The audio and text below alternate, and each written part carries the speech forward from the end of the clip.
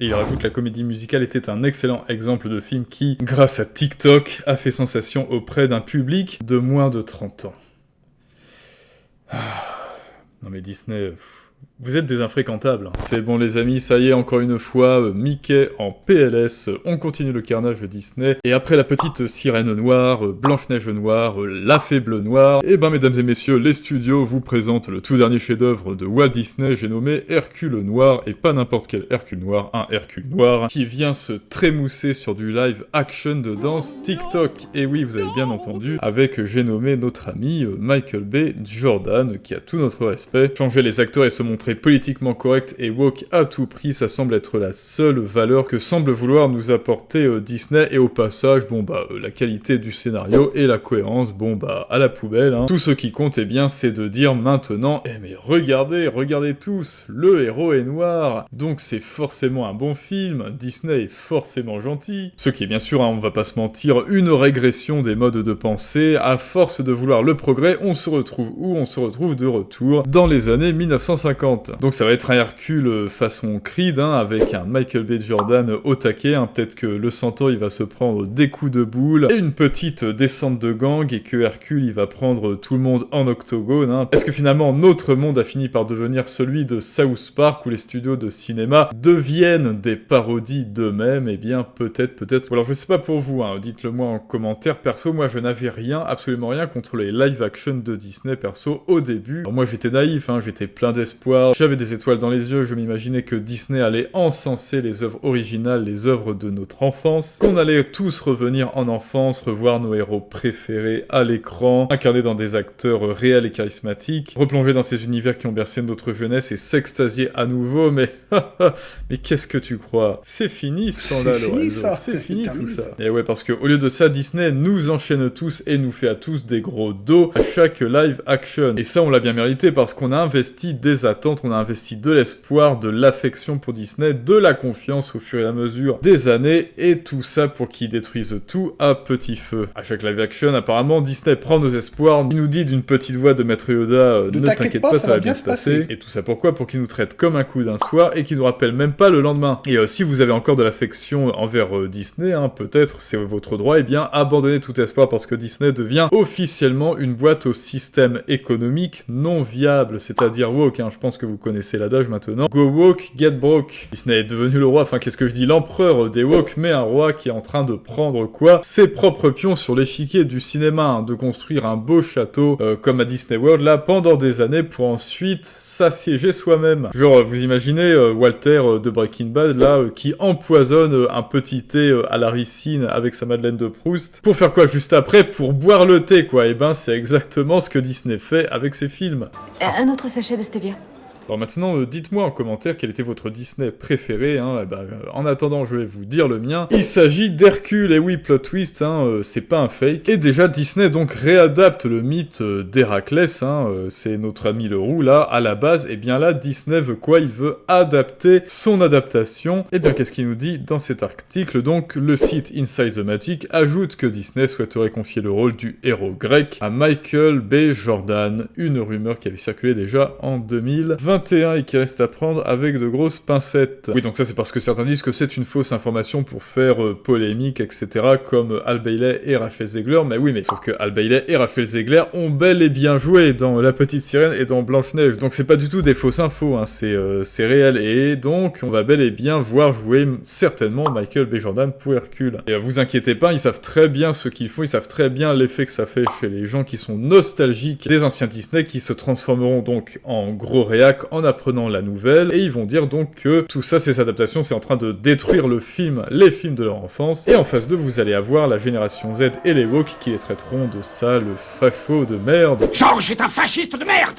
Un fasciste de merde! Que ce sont des gros intolérants, et avec cette opposition, qu'est-ce qu'ils vont faire? Ils vont défendre le live action, et Disney, au centre de tout, il va se frotter les mains parce qu'il a réussi à manipuler son public et à faire une double pub gratuite à faire coup double. Et tout ça, évidemment, en faisant fuiter quoi? ses propres infos. Donc non, vous inquiétez pas, ils savent très bien ce qu'ils font. Et pour cette stratégie de communication, eh ben, Disney, bravo, c'est bien joué, c'est machiavélique comme on aime. Mais là, ce sera mon seul compliment parce que, bordel, Disney, bordel, on touche pas à Hercule. Non mais on fait pas faire des danses TikTok à Hercule, bordel. Les héros Disney, c'est pas des Instagrammeuses. De ce que je vois, il y a un schéma récurrent, hein. Ariel devient noir alors que c'est un conte danois, Blanche-Neige devient noire alors que c'est un conte allemand. Et là, oh comme c'est bizarre. Oh alors, eh ben, Hercule, fils de Zeus, le dieu grec, eh ben en fait c'est un subsaharien, ça alors. Non mais dites-moi Disney là, ce serait pas un petit peu du racisme anti-blanc que vous nous faites là en fait? Non mais entre nous, ça ferait quel effet au public si on mettait un Kirikou blanc ou un héros blanc qui dirige le Wakanda en Black Panther là? Je pose ça là, hein, Disney, je pose ça là, c'est une simple question,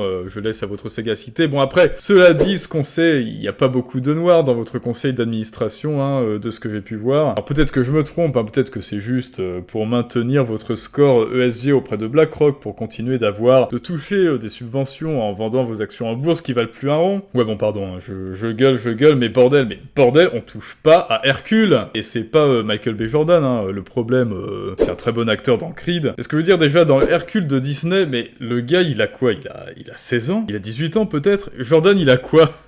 Il a 36 ans putain. Et alors Disney, expliquez-moi, comment vous allez faire avec lui, genre la transition quand il est from Bisu Incel to Hercule le giga Chad là. Quand Hercule il s'entraîne avec Philoctète et qui devient super balèze. Bon mais bon, cette adaptation sera hélas évidemment réservée à la génération Z. Comme nous le dit donc ce second article, la génération Z, qui sera donc le public visé et les gens, comme vous et moi, qui ont été bercés dans l'enfance avec le dessin animé Hercule, écoutez, vous pouvez aller vous faire foutre.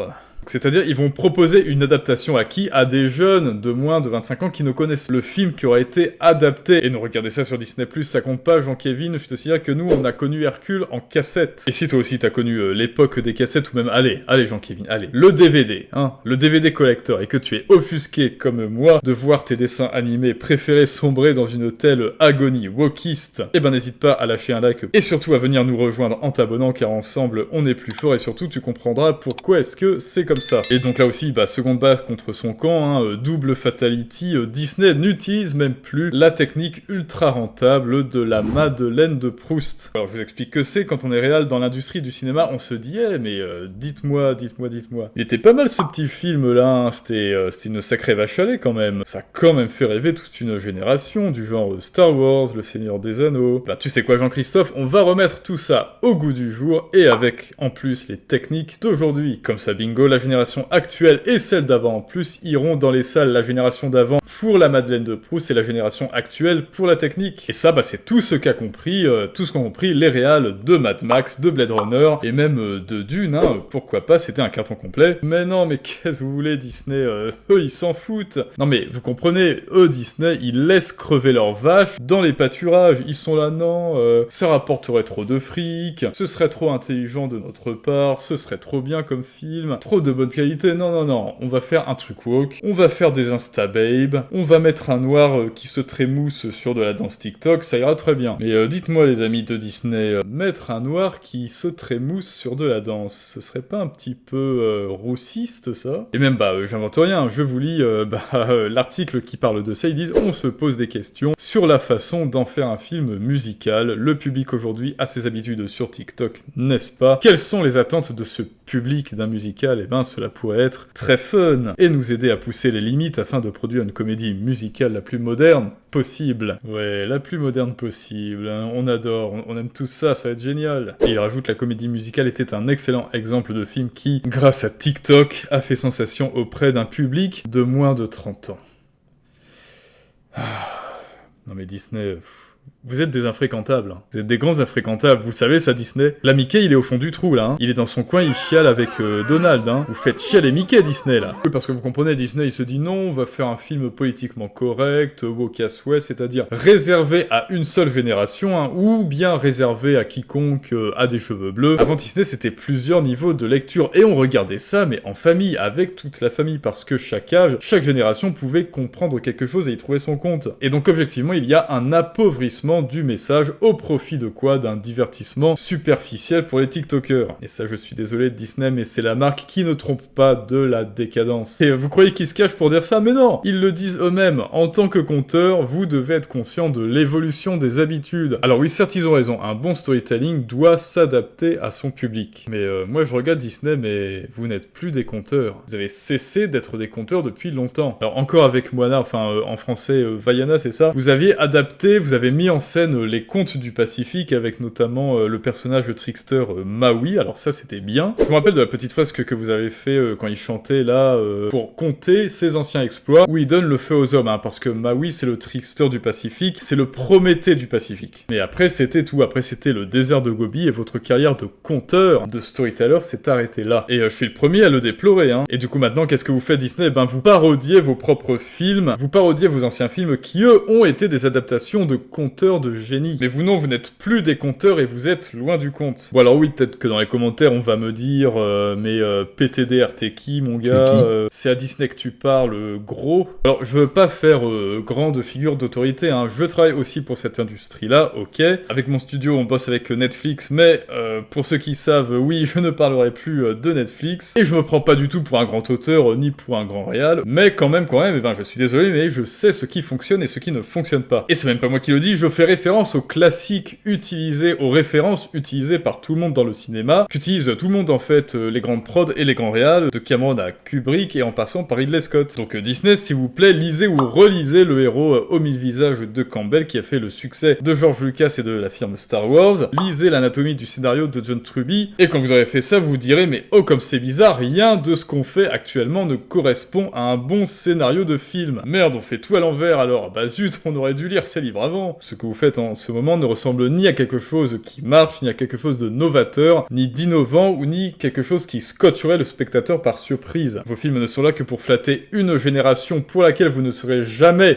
assez tolérante, jamais assez progressiste, et vous êtes devenu l'antithèse du cinéma, vous êtes devenu l'antithèse de ce qui fonctionne en termes de réalisation de scénario. Et je vous soupçonne, évidemment parce que vous êtes intelligent, je vous soupçonne de le savoir en ayant accepté un président woke qui est en train de dynamiter votre boîte, la boîte Disney, tout en faisant des gros doigts d'honneur à ses anciens fans de qui vous avez percé l'enfance. Bon, maintenant que j'ai poussé ma gueulante, maintenant que j'ai délivré mon sel, eh ben ok, Michael B. Jordan va jouer Hercule, mais en fait c'est même pas ça le problème. Juste, c'est quoi la suite du plan? Est-ce qu'ils vont nous mettre un Bambi noir? Est-ce que tous les animaux dans le live action de Bambi auront un pelage noir? Sauf le chasseur bien sûr, hein. Évidemment le chasseur sera blanc, lui. Il apparaît jamais à l'écran, hein. Mais Disney nous le dit, en fait le chasseur était blanc. Et bon, sur Disney, au moins, si vous faites un live action Hercule, respectez au moins la trame narrative qui a fonctionné dans le dessin animé d'origine qui fonctionnait, c'est-à-dire l'effet zéro to héros. Le héros n'est rien au début de son aventure, hein. Dans Hercule, c'est un incel maigrichon qui joue à League of Legends, il est maladroit, il arrête pas de faire des conneries, il se fait aucun pote, il est un petit peu autiste, un peu comme Disney en ce moment quoi. Même il est déterminé, et par son acharnement, il va aller à Fitness Park avec Maître Yoda, enfin Maître Phil là, et il deviendra un pur BG qui va pécho de la zouze du Péloponnèse. Et donc avec cette petite technique de scénario, on capte directement la sensation d'évolution du héros, et c'est ce que le public cherche, c'est absolument ce que le public veut dans ses tripes, dans sa nature. Parce que vous lui rappelez sa sensation de vouloir progresser, sa volonté de puissance qu'il veut ressentir dans sa vie, il veut se sentir puissant et important. Et c'est pour ça qu'il veut voir le héros progresser et progresser avec lui et s'en inspirer. Et donc bah voilà Disney, hein, petite astuce, si vous vous rappeliez pas, c'est gratoche,